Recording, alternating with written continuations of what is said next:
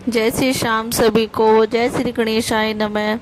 जब भी हम नए घर में प्रवेश करते हैं तो बहुत सारी बातों का कन्फ्यूजन हमारे दिमाग में चलता रहता है। उस समय पे हमें कौन कौन सी बातों को ध्यान में रखना चाहिए, चलिए जानते हैं। हमारे जीवन में बहुत सुख और दुख का उतार चढ़ाव आता रहता है। हमारे मन में बहुत सारे डर होते हैं। यदि हम विधि विधान से ग्रह नक्षत्र देखकर नए घर में गृह प्रवेश करते हैं तो सदैव आपके घर में सुख शांति बनी रहती है, इसमें कोई संदेह नहीं है। नमस्कार, मैं ऋतु। आज की इस वीडियो में आपको बहुत कुछ जानने को मिलेगा, तो बने रहिए आखिर तक।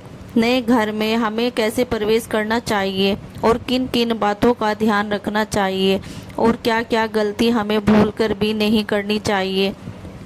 कभी भी आपको आधे अधूरे घर में गृह प्रवेश नहीं करना चाहिए।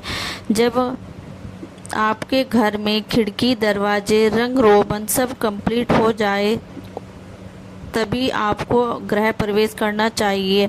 ये चीज़ें आपको ध्यान में रखनी चाहिए। अब बात करते हैं, हमें मुहूर्त किस व्यक्ति के नाम से निकलवाना है, चाहे वो पत्नी हो या पति। जिस व्यक्ति के नाम पर घर हो उसी व्यक्ति के नाम से हमें गृह प्रवेश का शुभ मुहूर्त निकलवाना चाहिए। दूसरी बात, जब हम नए घर में जाते हैं साफ सफाई के लिए हमें नई झाड़ू का ही उपयोग करना चाहिए। पुरानी झाड़ू कभी भी इस्तेमाल में नहीं लानी चाहिए। अक्सर लोग सबसे पहली गलती यही करते हैं, नए घर में जाते हैं पुरानी झाड़ू से ही साफ सफाई करना चालू कर देते हैं। जब भी कभी आपका नया घर लें, हमेशा नई झाड़ू से ही साफ सफाई करना चाहिए। पूरे घर को आप साफ सुथरा कर ले। पूजा पाठ की सभी सामग्री खरीद कर रख ले। फल फूल आदि पूजा पाठ का सामान नए घर में किसी भी उचित स्थान पर रख दीजिए। इससे कोई दोष नहीं लगता। आप वहां पर रह नहीं रहे हैं, सिर्फ सामान रखा है। जब हमारे नए घर का पूजा पाठ आरंभ होता है तो मंत्रों के उच्चारण के साथ में हमें पूजा पाठ की शुरुआत करते हैं और हवन आदि होने के बाद ही गृह प्रवेश करना चाहिए।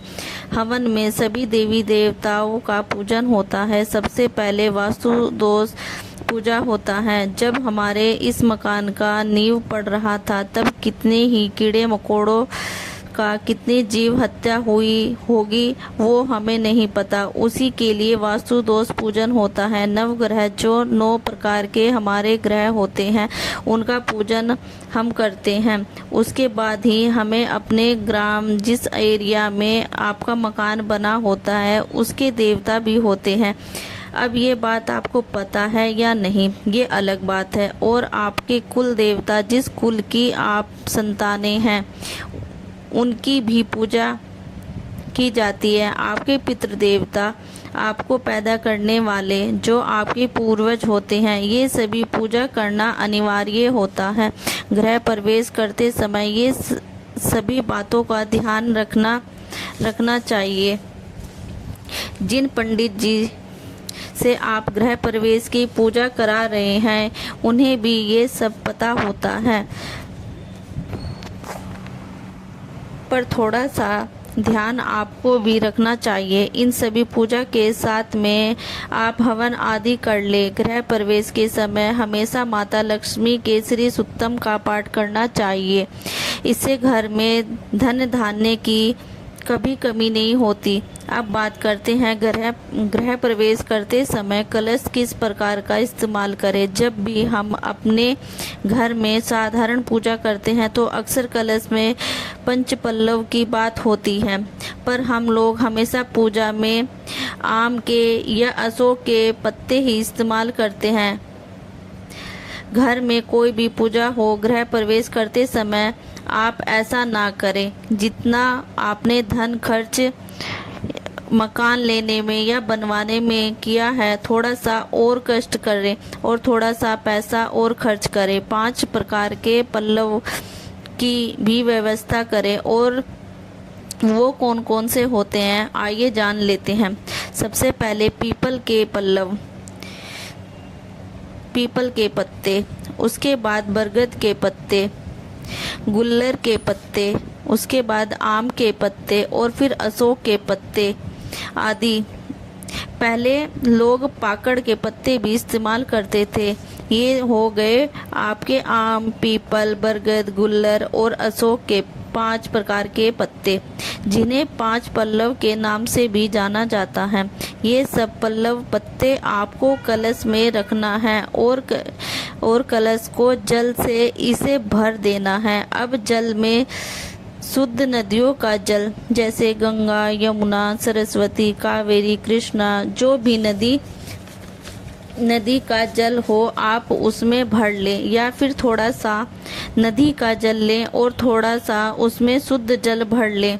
इसके बाद इस तरह से कलश में जल भरने के बाद कलश में 5 पल्लव लगाने के बाद चौमुखी दीपक लगाना है।